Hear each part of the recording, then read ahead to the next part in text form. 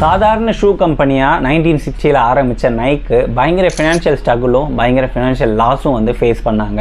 1980 அவங்க வந்து just do it அப்படின்னு சொல்லக்கூடிய ஒரு மார்க்கெட்டிங் கேம்பெயின் அவங்க வந்து ரன் பண்ணுறாங்க. அந்த கேம்பெயின் மூலிமா தான் நைக்கு வேர்ல்டு வைட் ரீச்சை வந்து அட்டென்ட் பண்ணுது. அது மட்டும் இல்லாமல் நைக்குடைய ப்ராடக்ட்டில் யூனிக்காக இருந்த ஒரு விஷயம் வேஃபுல் சோல் அப்படின்னு சொல்லக்கூடிய ஒரு சோலு. அதுதான் வந்து ரன்னிங் போகிற எல்லாரையும் வந்து நைக்கை நோக்கி அட்ராக்ட் பண்ண ஆரம்பிச்சிது.